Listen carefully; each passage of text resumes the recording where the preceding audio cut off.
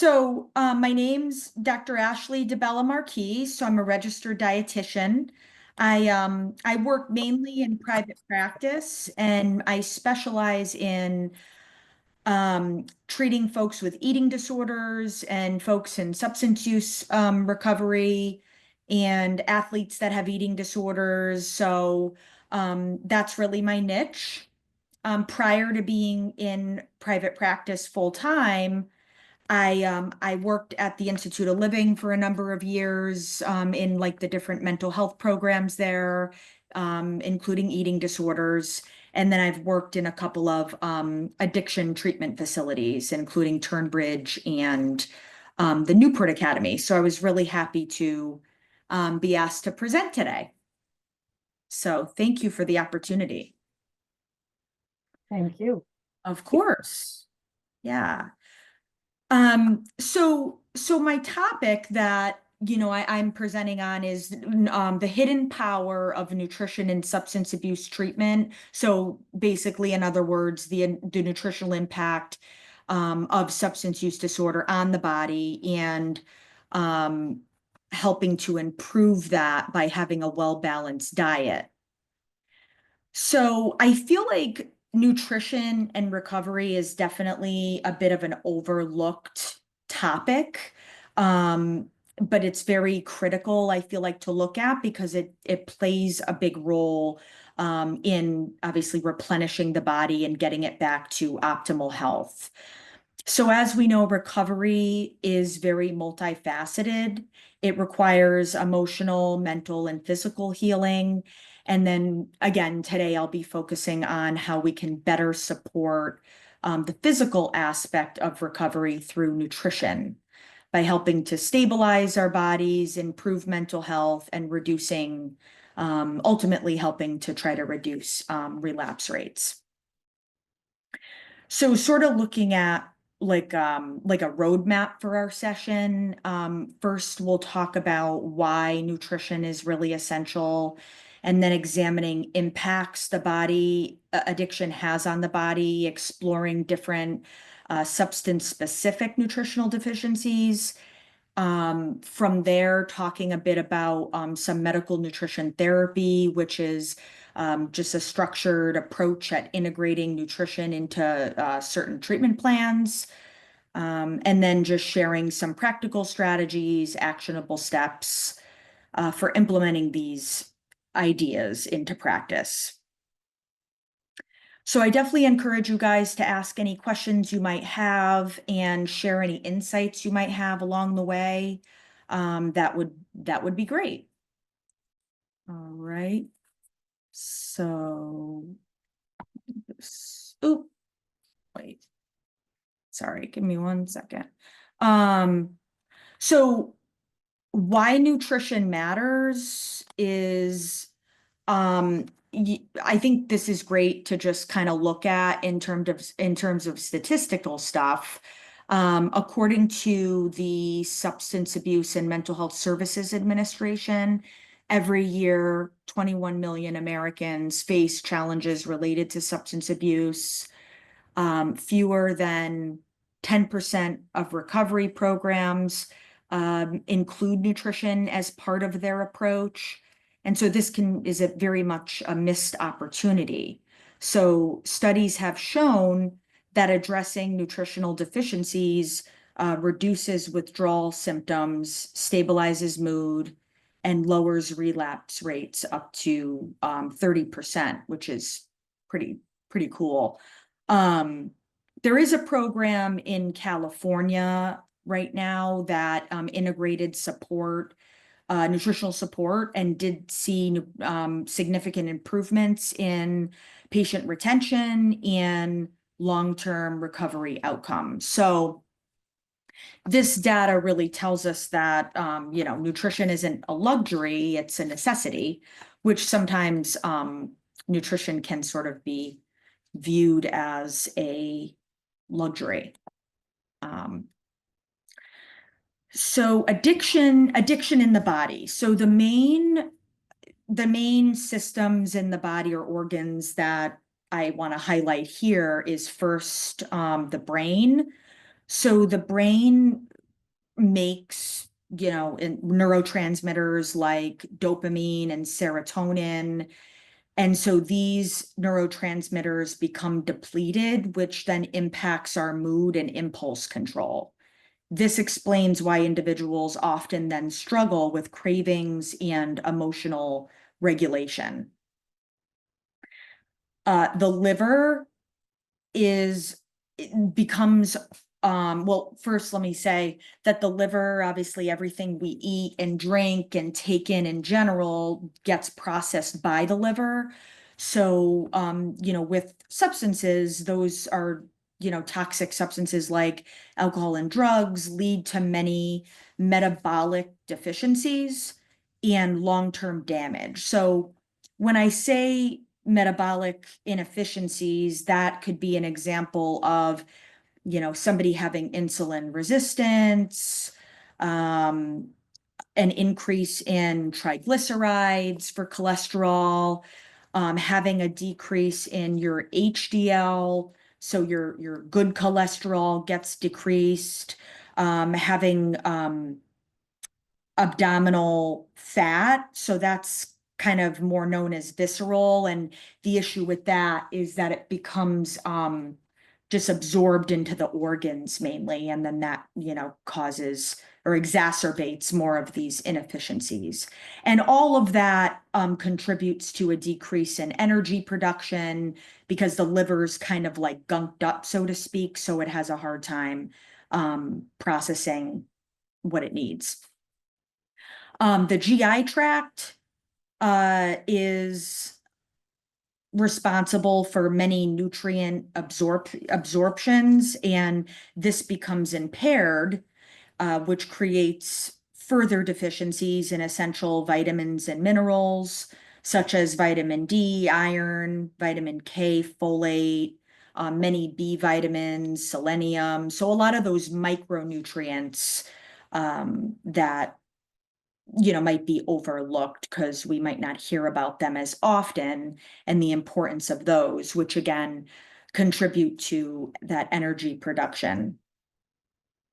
So understanding these physiological impacts certainly highlights why nutritional support is also crucial and addresses the symptoms, or the systems rather, that addiction damages. So some substance-specific deficiencies, they each create their own unique nutritional challenges. So alcohol depletes mainly thiamine, or known as vitamin B1, vitamin A, and could lead to a condition known as Wernicke-Korsakoff syndrome, which is a serious brain condition. I have known somebody that had that, and it was really hard.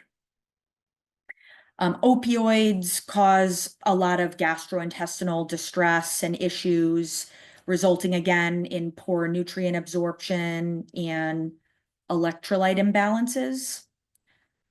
Stimulants can suppress appetite, so leading to severe malnutrition and weight loss, and again, just kind of influencing somebody's relationship with food can be very impactful, of course, in a negative sense, because a lot of those hunger and fullness cues get disrupted, not only from stimulants, but from, all substances.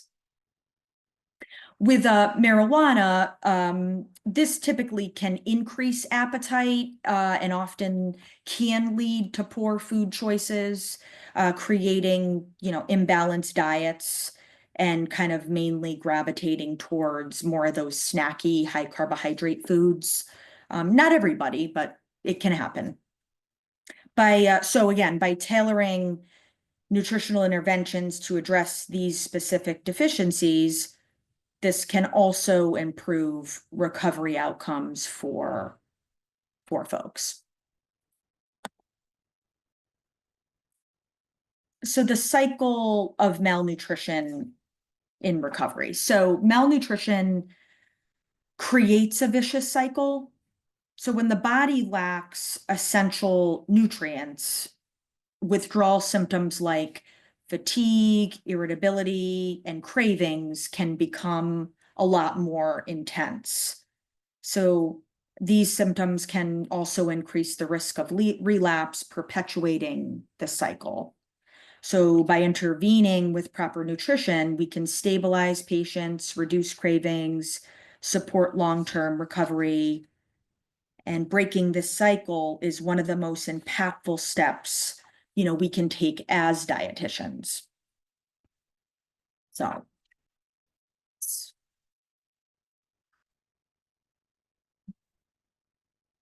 healing the body through nutrition. So I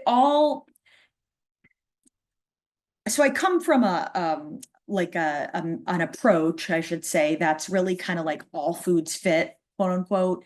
So just in other words, like trying to have things in an appropriate moderation, but especially making sure that there's focus on trying to consume omega-3 fatty acids in foods, like, for example, like it says here, salmon, walnuts, even olive oils, like can really help reduce inflammation, support brain function, help to heal the brain and those different processes in the body that we talked about previously. So protein supports tissue repair, which is again critical for individuals recovering from the physical toll of substance use. Antioxidants are super important because this helps combat like oxidative stress. And when oxidative stress happens, that causes what's called like free radical damage. So free radicals is what like disrupts that DNA in our bodies that can potentially be like cancer causing and things like that. So with having a diet that has a higher antioxidant intake, like through like berries are very high in that, like all berries, a lot of fruits mainly, and vegetables again, apples, pears. This can help heal those cells from that oxidative damage. So with nutritional recovery, this is definitely talked about and worked into an individualized plan for folks, and it can look differently, obviously, person to person.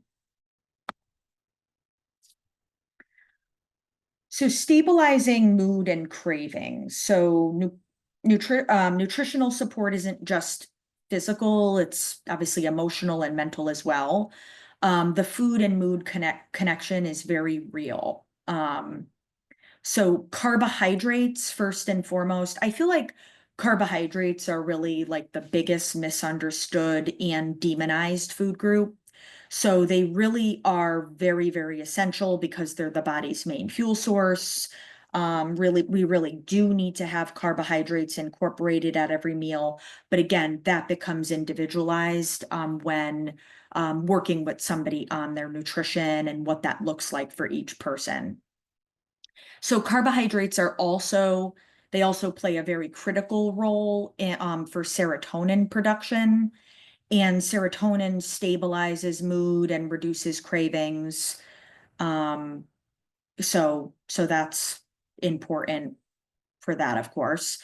Foods rich in tryptophan. So tryptophan mainly comes from like those animal products. So, animal based, so meats, eggs, dairy, all of that, all of those foods are particularly rich in tryptophan, and this further enhances serotonin levels, promoting emotional stability.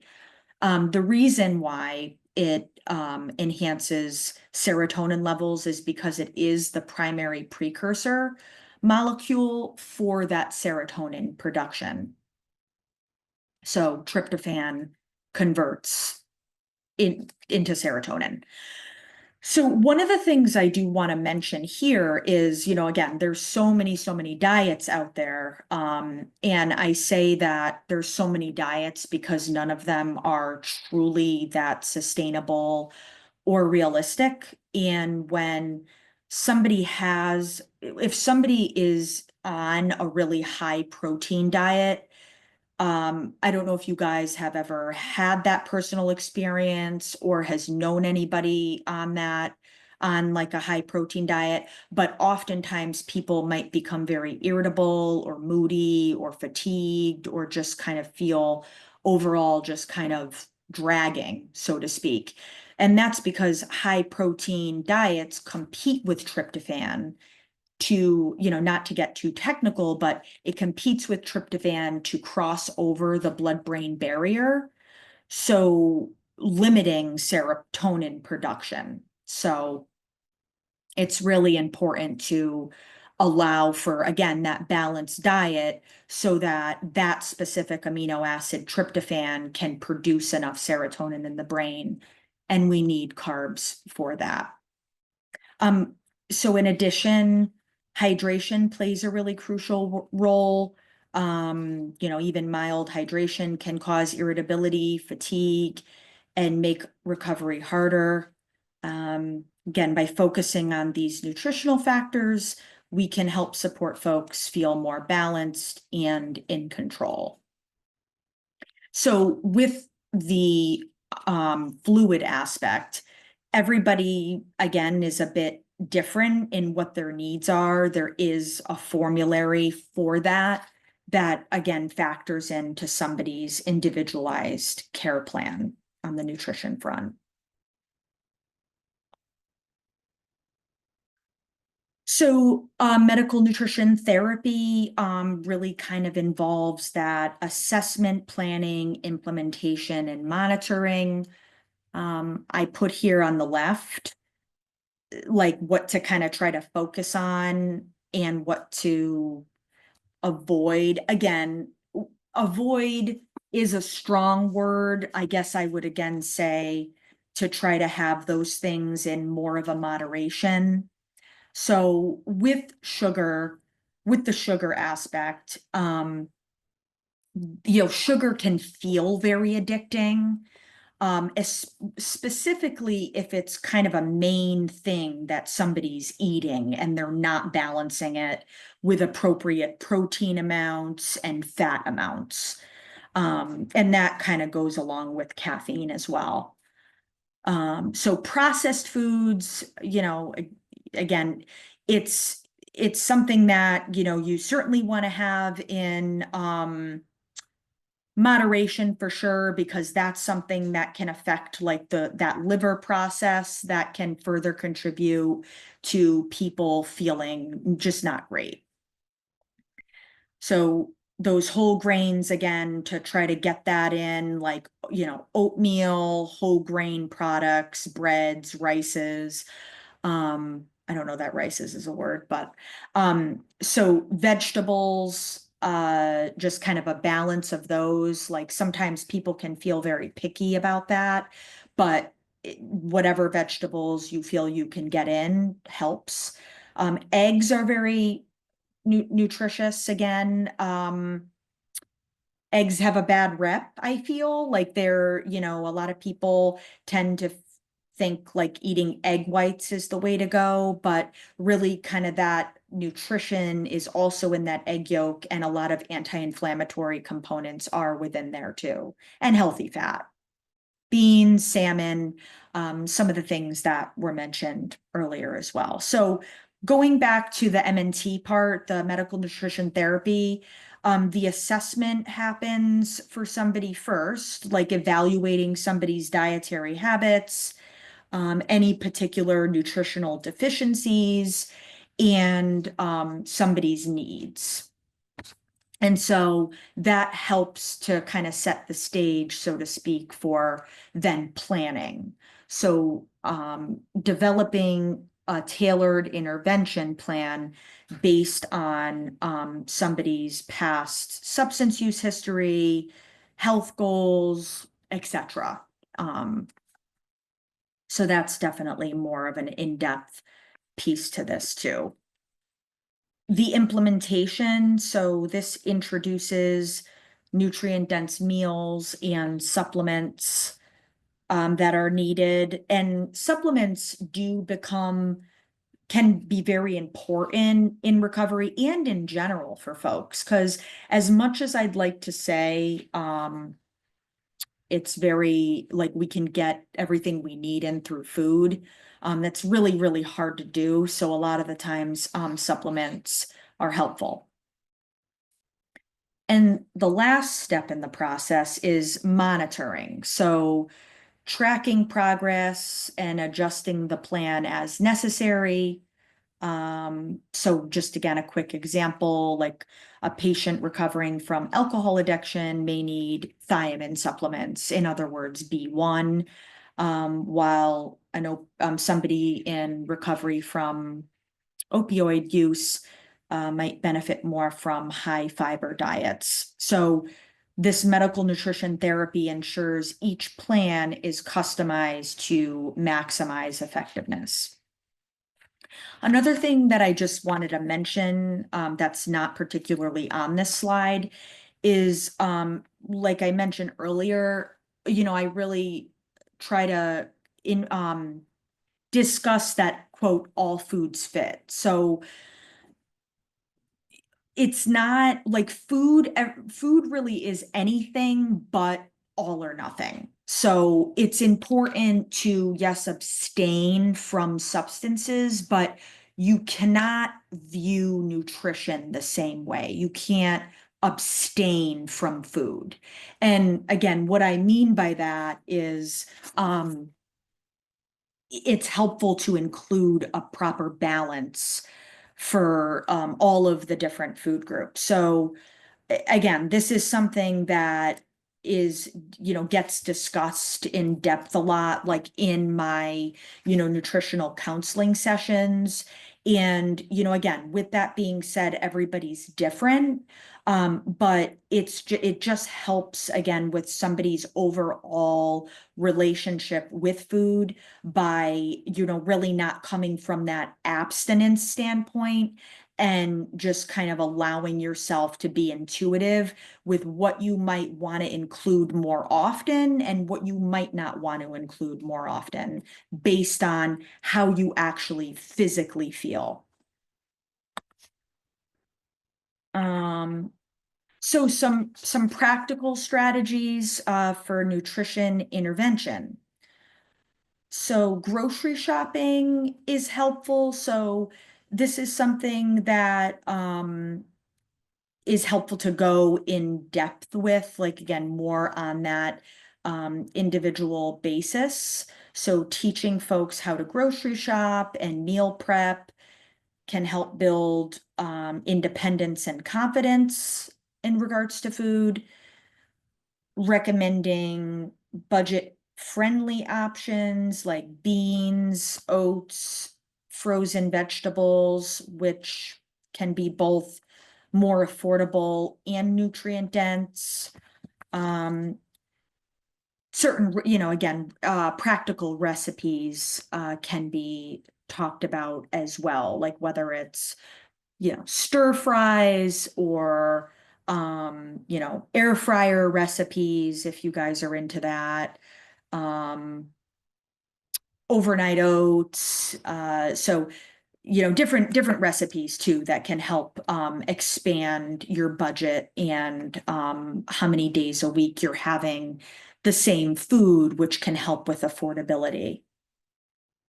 So again, protein, fats, and carbs are important to be educated about when grocery shopping, because you want to just make sure that you are getting, enough of a variety of those particular macronutrients. So these strategies can make nutrition accessible and sustainable for folks at every stage in recovery.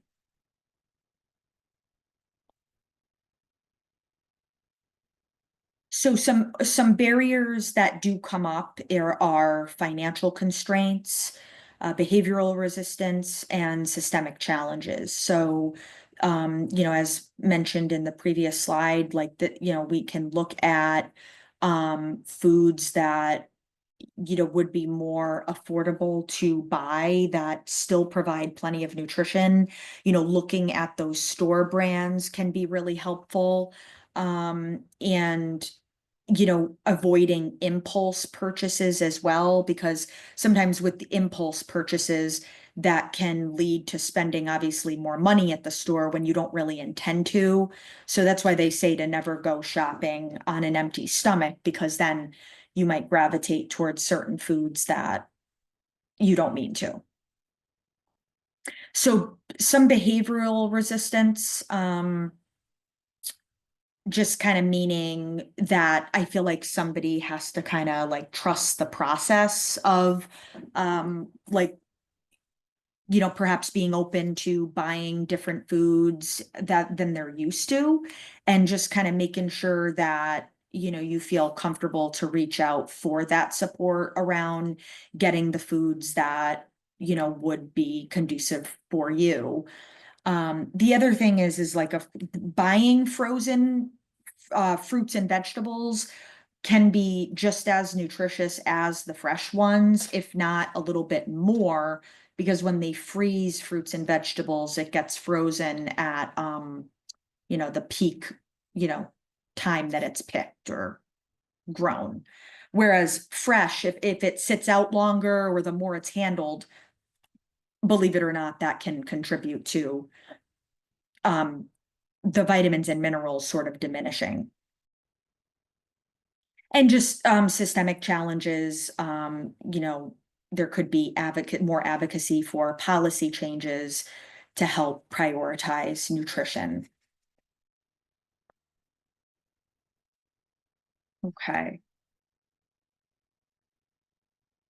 So the vision for recovery, so just kind of imagining a future where every recovery program integrates nutrition as a core component with fewer relapses, healthier patients, and stronger communities. And this vision is within reach. Nutrition just isn't about food, it's about healing, hope, and transformation. I definitely encourage you to take these insights and advocate for nutrition-focused care in your practice. I actually I kind of meant to talk about just kind of looking at some of that real world example and success stories. So there's definitely a brain and gut connection. So just kind of in my experience with working with folks in recovery, it's just been pretty amazing to see the transformation that people have gone through from being very kind of like all or nothing and not eating like a lot of nutrient dense foods, to then implementing that way of life, and how that really does transform that brain and gut connection. So as mentioned earlier, just kind of somebody might needing to focus on like higher fiber foods, and specifically how that would be tailored throughout somebody's day. Somebody, might need like more of that thiamine rich nutrient density, because there's been a deficiency from that within the different substances that were used. Particularly alcohol could be the main barrier for that. And so I think like the most exciting part of like nutritional counseling, nutrition therapy, is that I'm able to work with folks on tailoring plans and watching the outcome, somebody just improve their health in all ways. So just kind of as mentioning here, just like the different foods again that are well balanced: chicken, cheese, asparagus, fish, salad, eggs, dark chocolate, almond milk, green tea, shellfish, all that good stuff.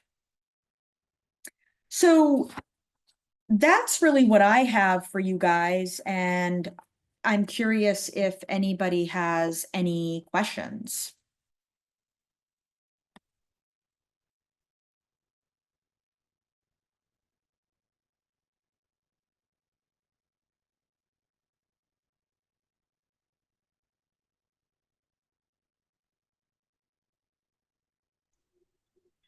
Hi, can you hear me?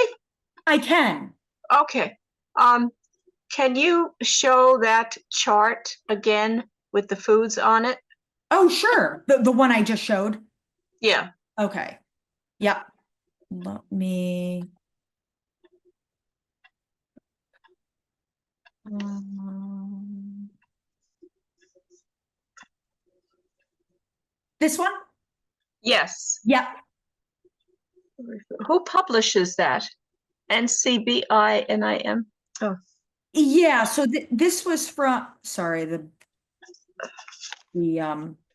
bars in the way. So this is from like multiple sources. Like this is also, it's been in like the Journal of Clinical Nutrition, like the um Nutrition Society, the government website. So it's been in multiple sources. really? Yeah.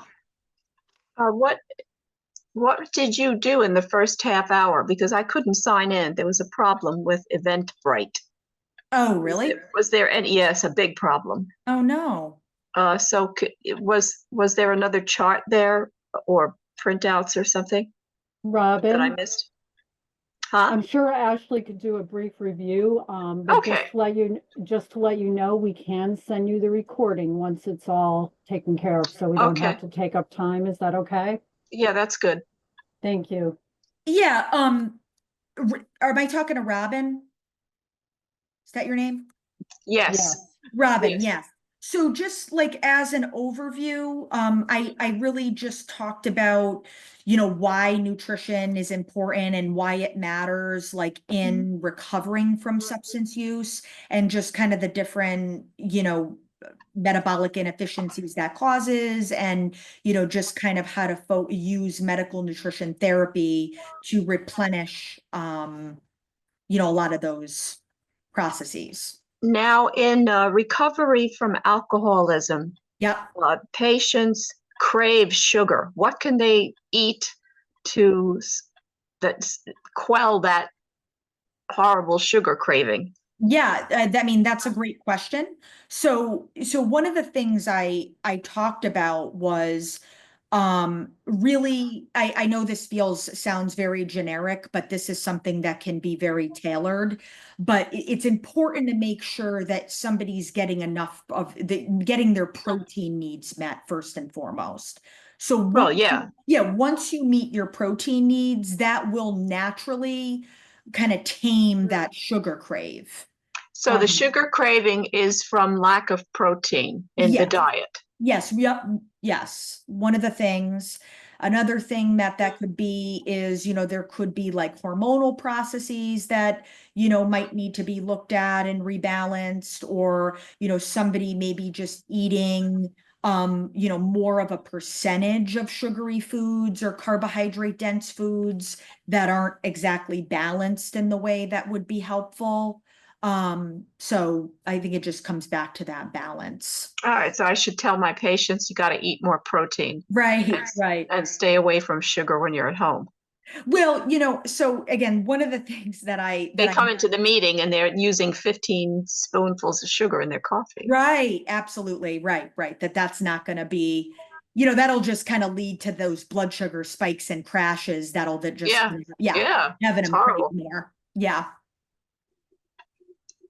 I don't want somebody to crash because of the sugar and Right, right. perhaps take up a drink. Ah! Absolutely, absolutely. Yeah. Okay, thank you. Yeah, you're welcome.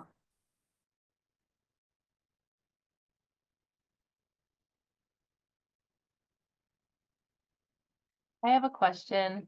Yeah. Are there any like resources or places you have that we would be able to offer to our patients to go for like nutrition education? Because I think with like a lot of things, there can like a big barrier is like lack of education or access to that. Absolutely. And then also like a large portion of our client population do have Husky insurance. And I know like I at least know. private dietitians don't like or can't accept Husky. So if there's Right. any help there that you have. Yeah, that's a great question, Maddie. Well, may I call you Maddie? Yeah. So yeah, I think it's first off like really unfortunate about the Husky piece because like Husky only covers dietitians if like somebody is being helped with like end stage renal disease or diabetes. And that, so I've definitely been rallying with like other dietitians in Connecticut at like the governmental level or whatever to change that, but so far we've had no luck. But um and yeah, in terms of the resources, I can send a list out of like different resources that folks can go to for just kind of good nutritional sound advice that would be helpful. But a lot of it they can go to eatright.org, so that's like the like a dietitian site that is helpful off the top of my head. And yeah, I can gather a better list, comprehensive list for you. I appreciate being here. Thank you so much. Take care, Ashley. Yeah, thanks. Bye, guys. Bye-bye. Bye.